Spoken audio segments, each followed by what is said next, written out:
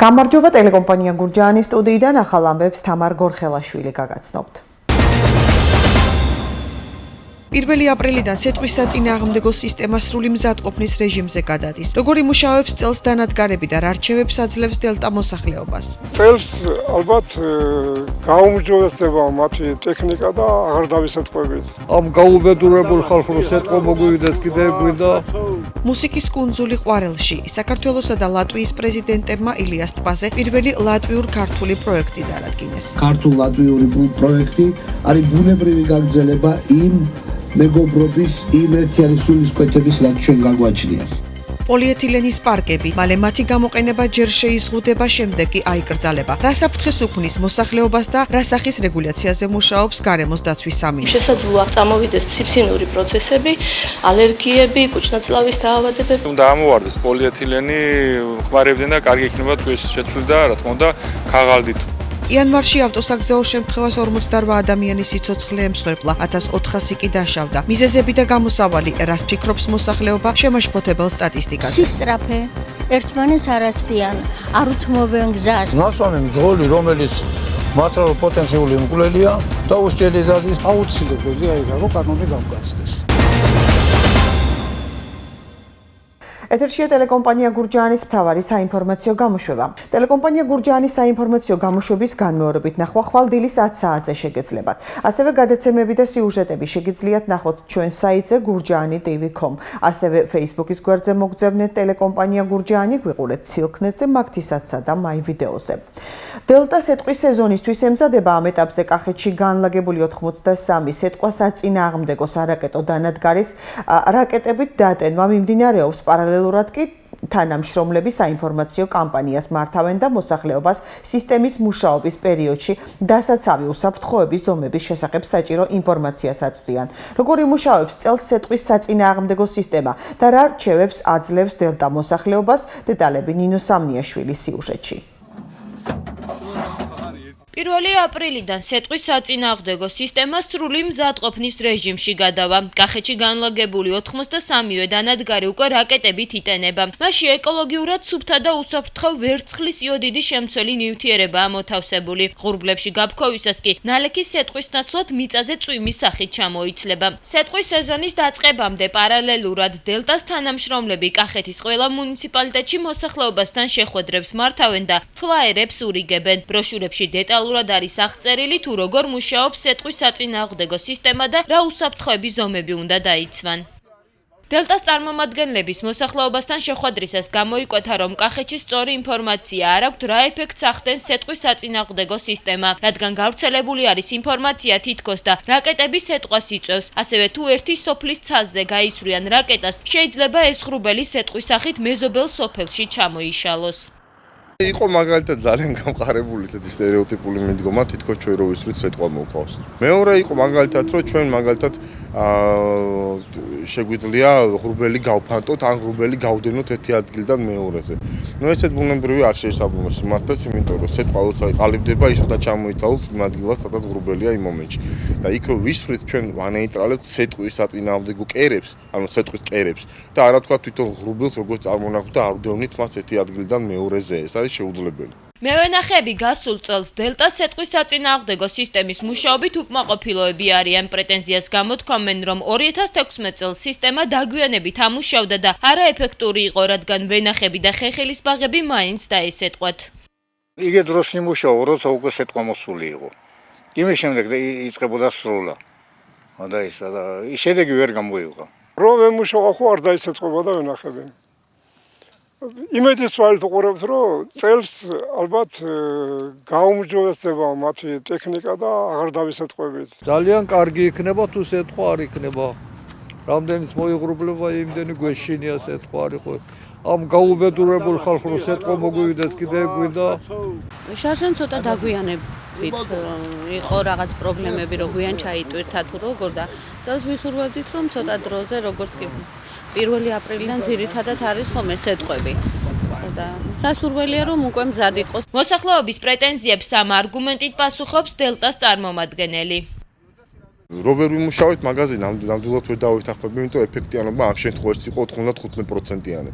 35 სიტყვაცალში პროცესიდან სრულად განაიტრალებული იყო თუ არ ვწდები 33 დაახლოებით. თუ კი პროცესები ვითარდება, ამ პროცესებს 24 საათიან რეჟიმში ჩვენ ვაკვირდებით და თუ კი ჩვენს კომპეტენციაში და დაცვის ზონაში შემოვდის, არ ჩამოყალიბებული, ანუ იმ მომენტში ყალიბდება, ჩვენ ვახდენთ 100%-იან ძალისხმევას, მაქსიმალურ მობილიზებას იმისთვის, რომ მოვახდინოთ ამ სიტყვის ნეიტრალიზება. დელტა მოსახლეობას პირდება, რომ წელს 1 აპრილიდანვე 24 საათიან რეჟიმში დააკვირდებიან პროცესს და მობილიზებულები იქნებიან, რათა კახეთის სტიქიისგან 90-95% დაიცვან. მოსახლეობას კი აფრთხილებენ, რომ 1 აპრილის შემდეგ თუ ჰაერში ლიკვიდირებულ რაკეტის ფრაგმენტს შენიშნავენ, თავი შეაფარონ რაიმე შენობა სამ ფარდულს. თუ ჩამოვარდნილ რაკეტას შეამჩნევენ კი, აცნობონ სამაშველო სამსახურს ან პოლიციას. საქართველოს პრეზიდენტი ლატვიელ კოლეგასთან ერთად ყვარელში იმყოფებოდა. გიორგი მარგველაშვილმა და რაიმონდ ვეიონისმა ილიას ტბაზე პირველი ლატვიურ-ქართული პროექტი მუსიკის კუნძული გახსნეს. ღონისძიებაზე პრეზიდენტების სიტყვითაც გამოვიდნენ ყვარელში პროექტს კომპანია Feiros Development-ი ახორციელებს. იგი 2 ეტაპისაგან შედგება, რომლის ფარგლებში ილიას ტბაზე საკონცერტო სივრცე და ეკო-კოტეჯები აშენდება. ამისათვის ჯამში 1,5 მილიონ ევროს ინვესტიცია განხორციელდა.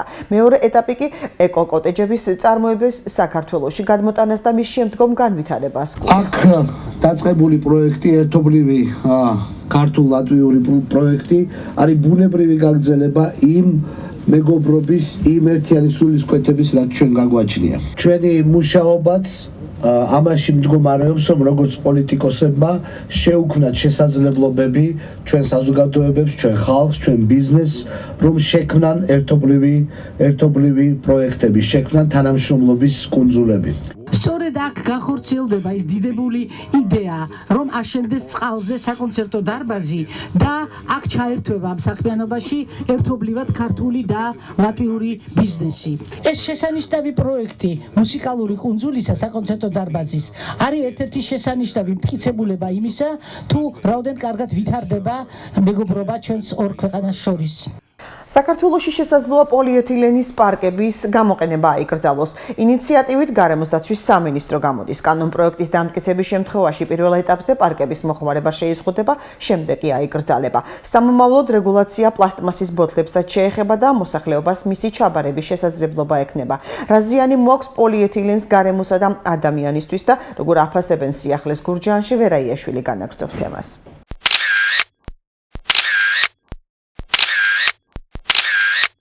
ეს პოლიეთილენის პარკები შესაძლოა რამდენიმე წლის წინ გადაყარეს, თუმცა ჯერ კიდევ დაუშლელია და მის განადგურებას კიდევ ასეული წლები დასჭირდება. სწორედ იმის გამო, რომ პოლიეთილენი მნიშვნელოვან ზიანს აყენებს გარემოს, რთულად იშლება და ბუნებაში ასეულობით წლის მანძილზე რჩება, გარემოს დაცვის სამინისტრო მისი მოხმარების შეზღუდის ინიციატივით გამოდის. გურჯაანში გამოკითხული მოსახლეობის უმრავლესობამ კარგად იცის, თუ რა ზიანი შეიძლება მოუტანოს პოლიეთილენის პარკების გამოყენებამ როგორც ბუნებას, ასევე ადამიანებს. მაგრამ ამბობენ, რომ სხვა ალტერნატივა არ აქვთ. გამოსავალს კი პოლიეთილენის პარკის ქაღალდით ჩანაცვლებაში ხედავენ.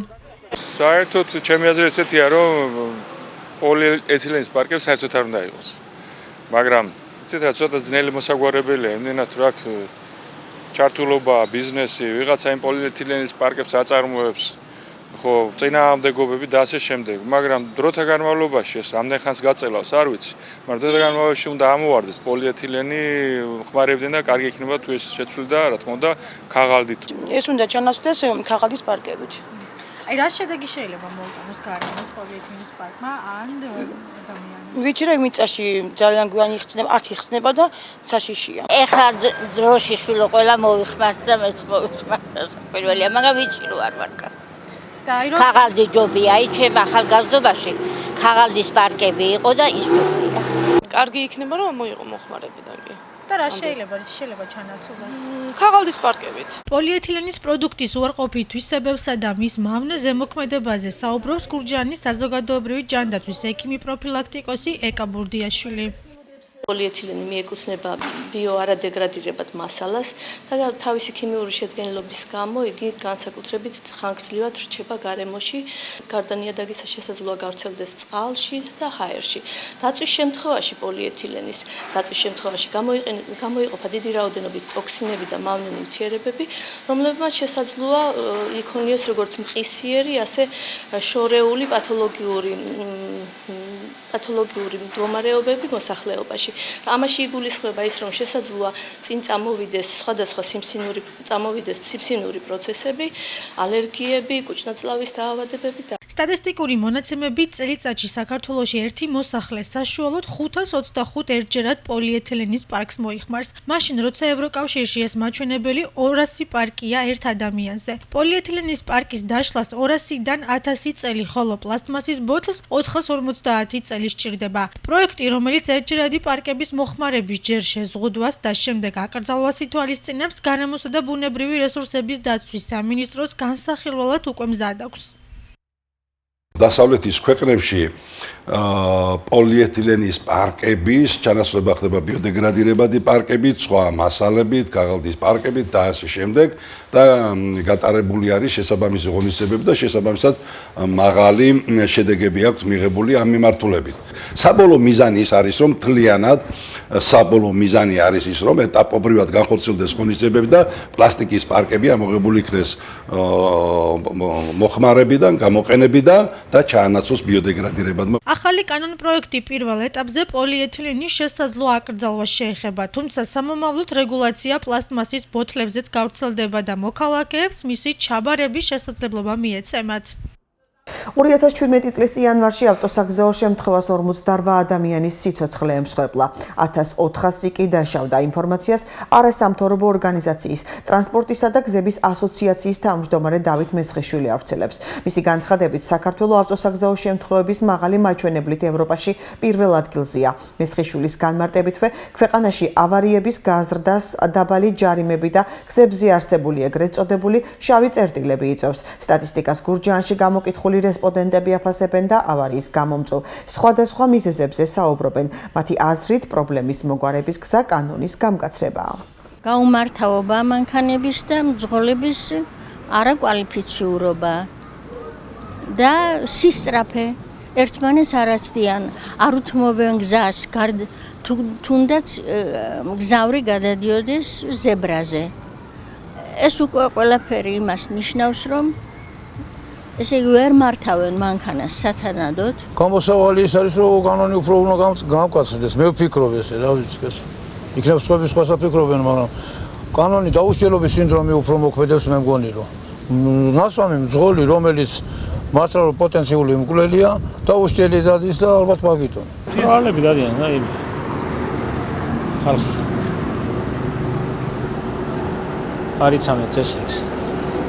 შედეგად ხდება ავარიები. არ არის კონტროლი. პატრული აი იქ რო დადის ხოლმე რა. იგივე დროს არ არიან ხოლმე რომ აი იქ რო აბზრიალებენ და იმას აშურებიან. კონტროლი უნდა გამკაცრდეს? კი. მე მგონი მძღოლების მეტი დანაშაულია. იქცევიან უწესოდ გენაცვლი. არ აჩერებენ თავის ადგილას რაც საჭიროა. არ უთმობენ ესე იგი ფეხის მოსაღრიბლე ხალხს გადასასვლელზე.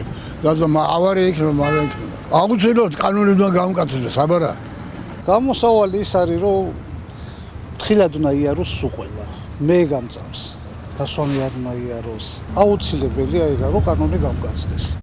კახეთისა და შიდა ქართლის სპეციალისტებისთვის აზიური ფაროსანას დამჭერი ხაფანგების განთავსებაზე პრაქტიკული სწავლება გაიმართა. წამყვანი ამერიკელი ენტომოლოგების მონაწილეობით გორის სოფელ კარალეთში ვაშლის პლანტაციაში მავნებლის დამჭერი ხაფანგები, ფერომონები განათავსეს. აზიური ფაროსანა დასავლეთ საქართველოში 2015 წელს დაფიქსირდა და 2016 წელს გავრცელდა.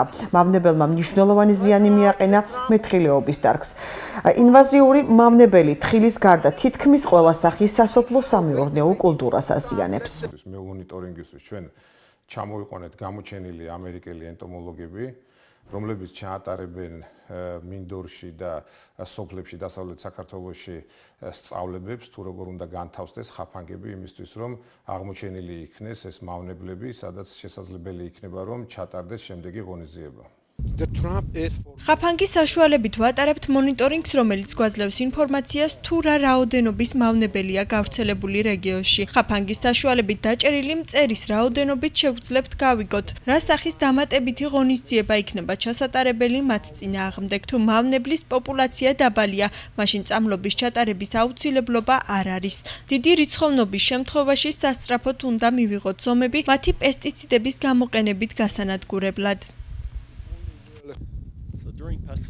ქიმიური წამლობის ჩატარების დროს აუცილებლად უნდა გვეცვას სპეცტანსაცმელი, უნდა გვეკეთოს დამცავი სათვალე, ხელთათმანი და ქუდი. იმ ზურგსაკიდი აპარატის ძრავს, რომლითაც ვატარებთ წამლობას, აქვს საკმაოდ მკაფიო ხმა.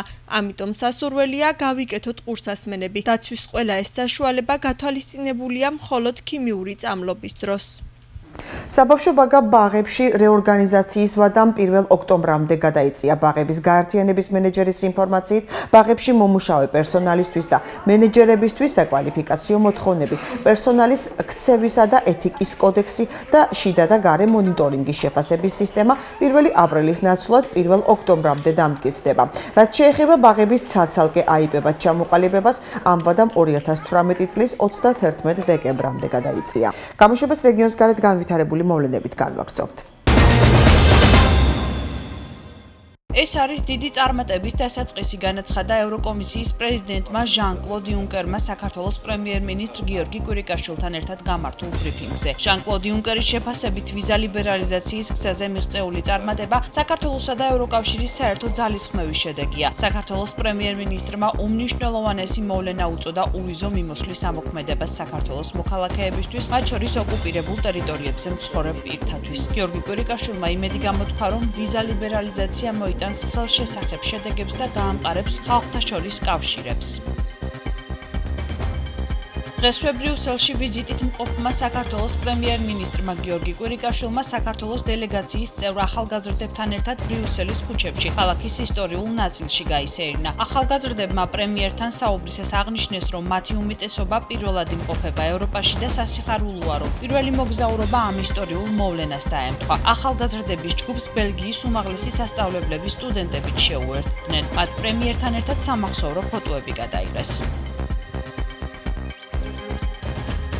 ნატო საქართველოს არსებითი პაკეტის სინქრონიზაციის სამუშაო შეხვედრების სინდიკატებში მიმდინარეობს. სამუშაო ჯგუფებად დაყოფილი ალიანსის წევრი და პარტნიორი ქვეყნების 200-მდე ექსპერტი საქართველოს თავდაცვის სამინისტროს კრიზისების მართვის საბჭოსა და საქართველოს სასაზღვრო პოლიციის წარმომადგენლებთან ერთად არსებითი პაკეტის 15 ინიციატივით გათვალისწინებული თავდაცვისა და უსაფრთხოების პრიორიტეტების სინქრონიზაციაზე მსჯელობს. ნატო საქართველოს არსებითი პაკეტის სინქრონიზაციის სამუშაო შეხვედრა უნიკალური შესაძლებლობაა. ეს არის ის, რაც აქამდე საქართველოსა და ნატოს შორის ჯერ არ მომხდარა. ეს შეხვედრა ნატო საქართველოს არსებითი პაკეტის ჯგუფს და თავდაცვის სამინისტროს შესაძლებლობას აძლევს კოორდინაციაში იყოს მრავალ ქვეყანასთან და ორგანიზაციასთან, რათა რეფორმების განსახორციელებლად უფრო ეფექტური გეგმები შევიმუშაოთ. ჩვენ გვაქვს შესაძლებლობა ვიმუშაოთ მრავალ საკოორდინაციო საკითხზე და განსაზღვროთ მიმართულებები, რომლებიც დამატებით მხარდაჭერას საჭიროებენ. აღნიშნული სამუშაოს შედეგად ჩვენ შესაძლებლობები გვეძლევა, რომ ნატო საქართველოს არსებითი პაკეტით გათვალისწინებული ინიციატივების მიზნების იმპლემენტაცია მოვახდინოთ თავდაცვისა და უსაფრთხოების სექტორის რეფორმების გეგმების ღონისძიებებთან. ეს არის კიდევ ერთი ნათელი დადასტურება იმისა, რომ დღევანდელ დღეს დიდი მნიშვნელობა ენიჭება უწყებათა შორის კოორდინაციასა და თანამშრომლობას. უკრაინის ენერგეტიკის მინისტრის ყოფილი მოადგილე ქართველმა სამართალდამცველებმა თბილისის აეროპორტში რუსეთიდან შემოსვლისას დააკავეს. იგი ინტერპოლის მიერ იყო ძებნილი, მას ბრალადდება კრიმინალური ორგანიზაციის შექმნა და თანამდებობის შინაგან საქმეთა სამინისტროს საპატრულო პოლიციის დეპარტამენტის თანამშრომლებთან ერთად თბილისის აეროპორტში რუსეთის ფედერაციიდან შემოსვლისას კიევის ინტერპოლის მიერ ძებნილი უკრაინის მოქალაქე დავაკავით. დაკავებული დამნაშავედ არის ცნობილი უკრაინის სისხლის სამართლის კოდექსის გათვალისწინებული დანაშაულის ჩადენისთვის, რაც კრიმინალური ორგანიზაციის შექმნას და თანამდებობის ბოროტად გამოყენებით ქონების უკანონო მითვისება გაფლანგვას გულისხმობს. ამჟამად მის მიმართ მიმდინარეობს წინა საექსტრადიციო პროცედურები. გამოშვებას უცხოეთის ახალი ამბებით განვაგრძობთ. ბრიტანეთის პრემიერ-მინისტრმა ტერეზა მეიმ ხელი მოაწერა წერილს, რომელთაც დიდი ბრიტანეთის ევროკავშირიდან გასვლის პროცედურის ამოქმედების თაობაზე ევროკავშირში ატყობინეს. ბრიტანული მედიის ინფორმაციით, ევროკავშირში ბრიტანეთის ელჩმა ტიმ ბაროუმ წერილი პირადად ევროკავშირის საბჭოს პრეზიდენტ დონალდ ტუსკს გადასცა.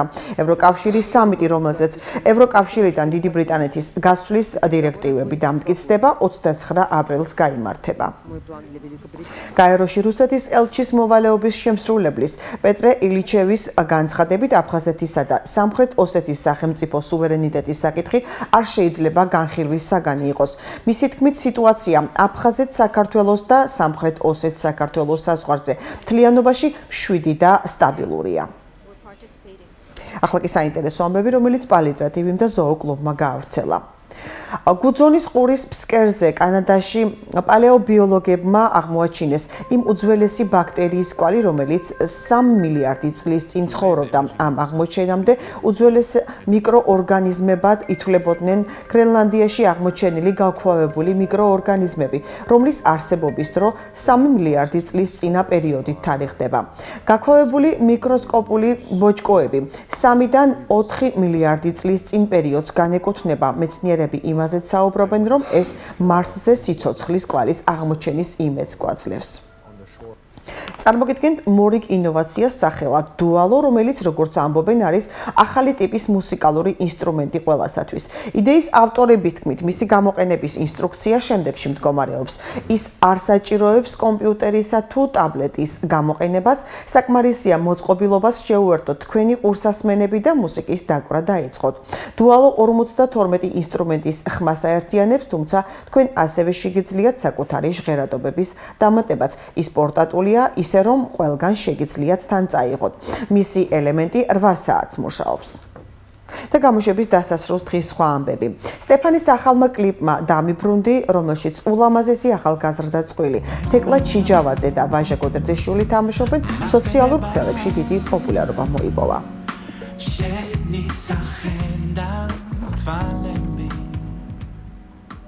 საქართველოს ეროვნულმა საფეხბურთო ნაკრებმა ამხანაგურ შეხვედრაში ლატვია ანგარიშით 5-0 დაამარცხა.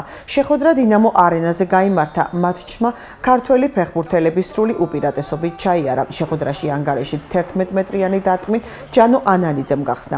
ზედიზედ 2 გოლი გიორგი ქვილითაიამ გაიტანა. ამის შემდეგ შორეული დარტყმით დუბლი შეასრულა ჯანო ანანიძემ, ხოლო უკანასკნელი გოლი ულამაზესი საჯარიმო დარტყმით გიორგი არაბიძემ გაიტანა. ახლა კი ვნახოთ როგორი ამინდი იქნება ხვალ.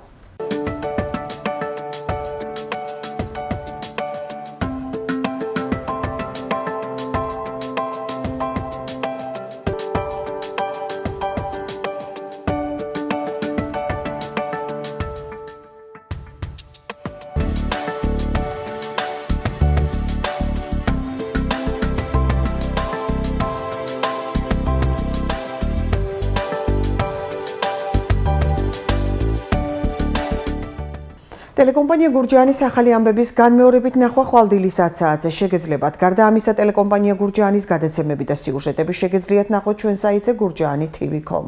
ასევე Facebook-ის გვერდზე მოგწებნეთ ქართული შრიფტით. ტელეკომპანია გურჯაანი გვიყურეთ ცილქნეთზე, მაგთისაცსა და მაი ვიდეოზე. ჩვენი გამოშვება კი ამით დასრულდა. კარგად ბრძანდებოდეთ.